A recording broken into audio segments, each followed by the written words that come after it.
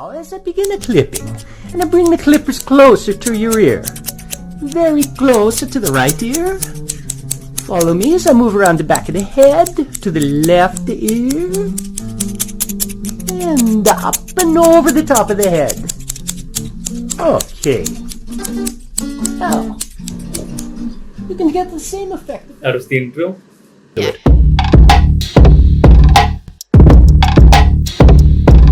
Hey, in the last video we'd seen what different types of XR were, and we'd ended up with the question, why VR? Or rather, how VR? Where is VR. Yeah, I'll do you one better. Who's VR. I'll do you one better. Why is VR. We wanted to see if it actually makes a difference if you just have a phone right in front of your eyes and if you turn around. Or is there actually something that virtual reality headsets do that is different from just having a phone in front of you? So let's get started. What is immersion, or the feeling of being in a place? Look around you right now. You're probably watching this on your phone, sitting in a chair or just lying on your bed with different sounds coming from around you. Be it the fan or the AC right above you, or the people in the distance walking and talking amongst themselves that are coming to you as white noise. Or if you look up, the light that is glaring into your eyes, or the phone or the keyboard that you're touching right now. All of these senses are constantly being fed into you, making you believe that you are in your environment with the things around you. So that is what being immersed in your environment right now feels like. Similarly, immersion in any environment can be primarily broken down into 4 types based on your senses. So that's visual, auditory, olfactory, and haptic. And the way that virtual reality achieves each of these immersions is actually interesting. Look at this. So we'll say that visual immersion is achieved when you're able to look around and the place actually feels believable and lively, right? So if there are human characters around you, have them be looking like Mario in a 3D world is not going to be believable, right? Be it the colors, be it the contrast, be it the materials that are used.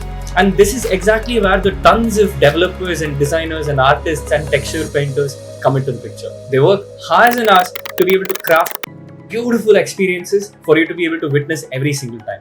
So the way that the hardware is able to do it in virtual reality is by using a bunch of sensors. Basically your accelerometer, your gyroscope and your magnetometer. Same as your phone.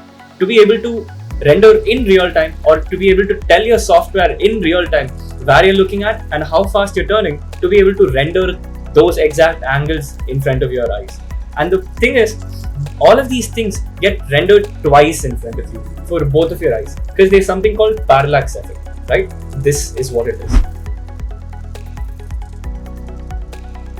So secondly, how is auditory immersion achieved?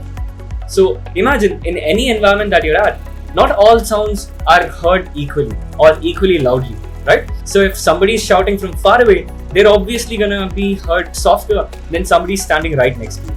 And somebody standing in front of me is gonna sound different from somebody standing behind me. Even with my eyes closed, I would be able to detect, right? Remember the audio clip that I played in the beginning? That is auditory immersion. And the way that spatial audio is achieved in virtual reality is by using head-related tracking functions, or HRTF to be short. So let's go to olfactory immersion. It's nothing but being able to smell things that you smell in real life as they are in their virtual environment. Being at the beach smells different from being in a rose garden, which smells different from being in the kitchen. And these smells are stored as scented liquids under your headset, and this is fairly a newer innovation that's slowly picking up pace. These scented liquids under your VR headset are vibrated and dispersed into the air for you to be able to pick up the smell. So this is also a space where I've been keeping an eye on, and I'll keep you guys updated. And finally, haptic immersion is nothing but being able to touch the things around you and actually feel like you've touched them and not have your hands go through them, which is usually what happens in 3D games. The way that this is achieved in virtual reality is by using haptic gloves, by having small tiny motors or something called actuators that vibrate a certain way to be able to make you feel like you've touched the object and can't move further. So if you see, all of these different interactions with the environment are what actually make you feel immersed, and this has nothing to do with how close to reality the environment is. I'll actually tell you why all the other things matter. Right now, close your eyes and ask anybody nearby to give you any object in your hands. So I'm sure in a matter of a second or so, you'll be able to tell what exactly the object is based on what all your other senses are saying, even if one of your senses is completely unavailable. And that's why all these other things matter. And that's actually for the better, for 2 reasons. If you were a kid growing up in the early 2000s, do you remember this wonderful Christmas movie about a young boy that embarks on a journey for faraway land while also learning about friendship, bravery and fate? Remember Polar Express? You probably remember it as the creepy looking cartoon movie. But the only fault that the guys did was they tried too hard to make it look lifelike. And that exact type of style of visuals is what's actually called being in the uncanny valley. So when it comes to realism, let's consider Mario to be the farthest from realism and Avatar the movie to be closest to realism. And if you draw a line between them, that's the curve. And let's say you're creating something and you want to make it look as good as Avatar, but you're starting from Mario.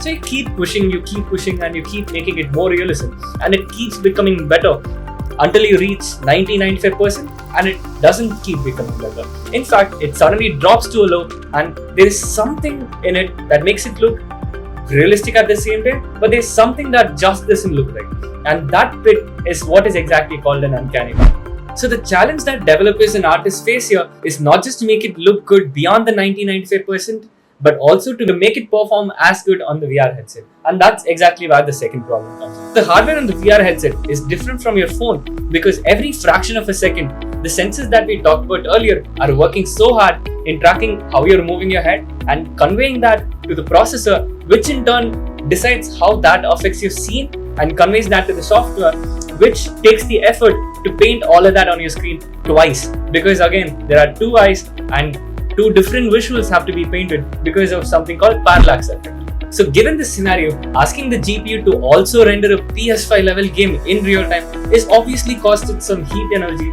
some money and comfort. So this is exactly why the developers, artists and everybody involved in the game development community come together in unison and agree that making a product immersive, fun, entertaining and engaging is what matters, and not just making it look good. Because at the end of the day, if games that just look good were to be top, nobody would be gaming right now. And as you can see, there's so much more to immersion than just high graphics, and there's so much that goes behind the scene that makes all of this happen. And that juicy stuff is exactly what we're going to be looking at next. So see you guys in the next video.